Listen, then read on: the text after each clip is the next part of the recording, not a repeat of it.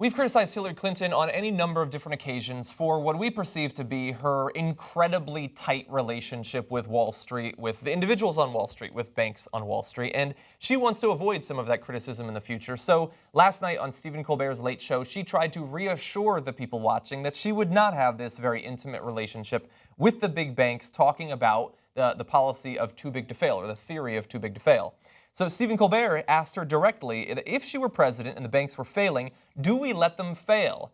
And she said, yes, yes, yes, yes, yes, yes. Their shareholders will have to know that, yes, they will fail. And if they're too big to fail, then under my plan and others that have been proposed, they may have to be broken up. Yeah, I don't believe her at all. Yeah. I don't believe her even remotely. I don't care how many times she says yes. Yeah. So the reasons I don't believe her, because if that were to happen, what will happen is her economic advisors, which will be very similar to Obama's, which were very similar to Bush's, will come in and say, oh, no. Madam President, you don't understand. This is different. Okay? Mm-hmm. If we let them fail, and they'll walk her through what they always walk the president through, then that will affect all of the economy through all the corporations in America. So, for example, GM and all the other corporations borrow on a 30-day rate. And so if they can't borrow it from the banks, well, then they can't pay their employees. So it has cascading effects throughout the entire economy, and not just the U.S. economy, but the world economy. And the entire thing is built on this, kind of a Ponzi scheme to some degree, right? It's not, but it is, right? In that it works. You need some credit, and credit's an important part. Don't listen to the crazy guys who don't believe in credit, right? But at the same time, if we pull out one piece from that Jenga, it does collapse. Yeah. So then you didn't build it very well. It becomes Jenga Unchained.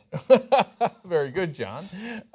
So they'll tell her it is Jenga Unchained.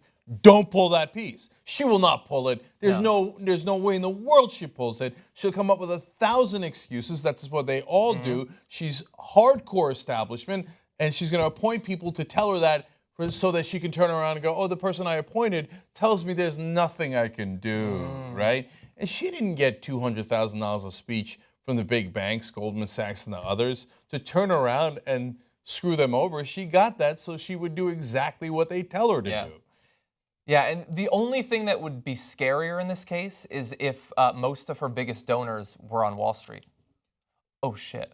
Oh, that's right. The case right now. They are. And that's what makes it very scary. And also, there's a couple of inherent flaws in even what she said here. So this is meant to reassure us. And I agree with you. And maybe we're being unfair. And when we say that we don't trust someone, I understand if you're a Hillary supporter to say, well, you should. I do. And trust is a difficult thing when it comes to politicians, which is why, when necessary, we shouldn't have to trust them. Now, she says here, if they're too big to fail, then under my plan, they may have to be broken up. First of all, they are too big to fail right now. It's not a may. They are objectively too big to fail for the reasons that Cenk just laid out. And even if they're too big to fail, for her, they only may have to be broken up. So if you do not understand the current situation of the financial markets in America, and even then you may not be willing to do what is necessary, and how about this? How about before the economy is on the brink of destruction for the second time in less than a decade? How about before we get to that point, we break them up? How about right now we break them up so that we don't get to that point, so that we don't lose millions of jobs and we don't force hundreds of thousands or millions of people to lose their homes, and we don't also wreck all of those businesses that rely on the big banks? The only person that in the short term is hurt by breaking up the banks, because they would continue to operate, is some of the people in the upper management or the ownership of those banks. Frack them. They've had their way for way too long in this country. They made it through the recession perfectly fine. And I don't think we need to go through another one. I think that we can break them up right now. Okay, so let me explain just a little bit more detail on that. So when we talk about breaking up the banks, there's two different scenarios here. Now, if we were to break them up now, which actually is very sensible, but Hillary Clinton wouldn't even come close to proposing, she would find that to be unconscionable, right? So what that does is it spreads out the number of banks that are giving out loans to all those different companies. One of many things that it does. So if one of the banks goes under and there are 100 banks, it's not that big a deal. So it might affect a couple of companies they work with, but then you could do short-term gap fixes on those companies rather than the bank. Yeah. If you only have 6 or 7 banks that are giving out loans to all of the major multinational corporations and one of them goes under, well, that creates a domino effect on those companies, which then affects the other banks. And by the way, they have enormous dealings back and forth between those 6 or 7 banks. When one of them goes under, they probably all go under, and then everybody goes under. Yeah. So it creates an enormous systemic risk. Why would we tolerate that risk? That at any point, if one stupid banker / gambler gambled too much and one of his derivative bets caused, instead of a $6 billion loss, as happened to JP Morgan recently, a $60 billion loss, which is enormously possible, right? Then you create this domino effect where we all explode the entire world economy.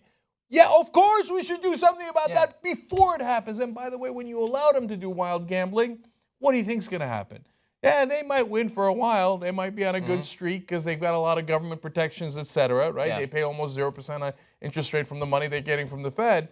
They get to gamble with your money. They get to gamble with depositor money. Insane. Pretty sweet deal. It is. They get the money at 0%, then they gamble with your money. It's insane on top of insane. Why don't we stop it before the insanity causes the crash? Yeah. Number 2, after the crash, she says, we might have to break up the big banks. Okay, what does that mean? Okay, first of all, not might.